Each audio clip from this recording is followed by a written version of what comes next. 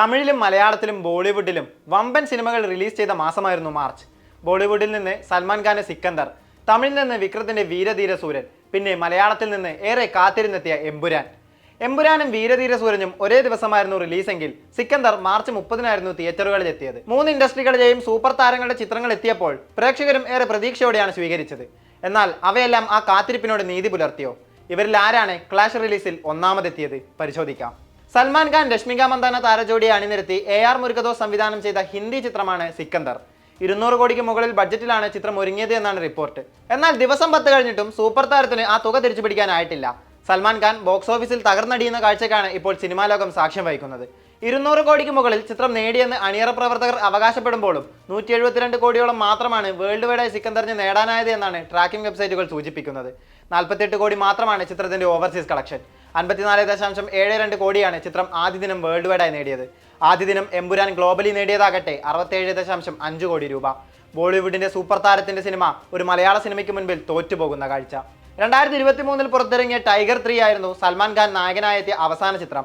പിന്നീട് Singham again, baby John എന്നീ സിനിമകളിൽ ക്യാമിയോ റോളിലായിരുന്നു സൽമാൻ എത്തിയത്. ബോക്സ് ഓഫീസ് ഹിറ്റായ ടൈഗർ 3 464 കോടി രൂപ വേൾഡ് വൈഡായി നേടിയിരുന്നു. എന്നാൽ ബേബി ജോൺ തിയേറ്ററുകളിൽ പരാജയമായി. ഫെബ്രുവരി 14-ന് പുറത്തിറങ്ങിയ വിക്കി കൗശൽ നായകനായ പ്രൊപ്പഗാൻഡ ചിത്രം ചാവയാണ് ഈ വർഷം ഏറ്റവും കൂടുതൽ കളക്ഷൻ നേടിയ ബോളിവുഡ് സിനിമ. 800 കോടിക്ക് മുകളിൽ ചിത്രം ഇതിനോടകം നേടി. മറ്റൊരു ബോളിവുഡ് ചിത്രത്തിനും ഈ കളക്ഷന്റെ അടുത്തെത്താൻ സാധിച്ചിരുന്നില്ല. സിക്കന്ദറിലൂടെ സൽമാൻ ഈ റെക്കോർഡുകൾ തിരുത്തുമെന്നായിരുന്നു വിലയിരുത്തൽ. പക്ഷേ 800 കോടിയിലേക്ക് സിക്കന്ദർ എത്തില്ലെന്നാണ് കണക്കുകൾ സൂചിപ്പിക്കുന്നത്. എമ്പുരാനോടൊപ്പം അതേ ദിവസം റിലീസിനെത്തിയ സിനിമയാണ് വിക്രത്തിന്റെ വീരധീര സൂരൻ. പതിവിൽ നിന്ന് വ്യത്യസ്തമായി ഒരു ചിത്രത്തിന്റെ രണ്ടാം ഭാഗം ആദ്യം തിയേറ്ററുകളിൽ എത്തുന്നുവെന്ന പ്രത്യേകത വീരധീര സൂരനുണ്ടായിരുന്നു. ചില പ്രശ്നങ്ങൾ കാരണം ആദ്യ ദിനം സിനിമയുടെ ആദ്യ 2 ഷോകൾ ക്യാൻസലായി. എന്നാൽ അന്നു തന്നെ പ്രദർശനം പുനരാരംഭിച്ചു. SU അരുൺകുമാർ സംവിധാനം ചെയ്ത ചിത്രം ഇതുവരെ 60 കോടിക്ക് മുകളിലാണ് കളക്ട് ചെയ്തത്. 50 മുതൽ 55 കോടിക്കുള്ളിലാണ് ചിത്രത്തിന്റെ ബഡ്ജറ്റ് എന്നാണ് റിപ്പോർട്ടുകൾ. സമ്മിശ്ര പ്രതികരണങ്ങൾ കൊണ്ടാണ് ചിത്രം ഇതിനോടകം ഇത്രയും രൂപ കളക്ട് ചെയ്തത്. മാർച്ച് റിലീസുകളിൽ ഒന്നാമതെത്തിയത് മലയാളത്തിന്റെ എമ്പുരാനാണ്.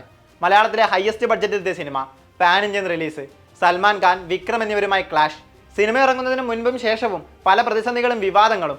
എന്നിട്ടും ഇവയെല്ലാം തരണം ചെയ്ത എമ്പുരാൻ 250 കോടിക്ക് മുകളിലാണ് ഇതിനോടകം സ്വന്തമാക്കിയത്.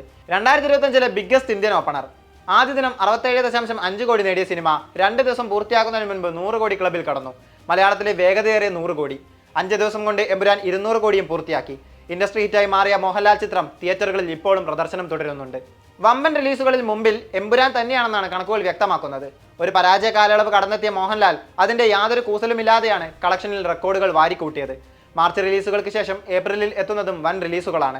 യുവനിരയെ കോർത്തിണക്കി ഖാലിദ് റഹ്മാൻ സംവിധാനം ചെയ്ത ആലപ്പുഴ ജിംഖാന, ഡീനോ ഡെന്നിസ് സംവിധാനം ചെയ്ത മമ്മൂട്ടി ചിത്രം ബസൂക്ക, ശിവപ്രസാദ് സംവിധാനം ചെയ്ത ബേസിൽ ജോസഫ് ചിത്രം മരണമാസ്, അജിത്തിനെ നായകനാക്കി അതിക് രവിചന്ദ്രൻ സംവിധാനം ചെയ്ത ഗുഡ് ബാഡ് അഗ്ലി എന്നിവയെല്ലാം ഏപ്രിൽ 10-ന് തിയേറ്ററുകളിലെത്തും. എമ്പുരാൻ നെയ്തെടുത്ത റെക്കോർഡുകൾ തിരുത്തിക്കുറിക്കാൻ ഇവർക്കാകുമോ എന്ന് കണ്ടറിയാം.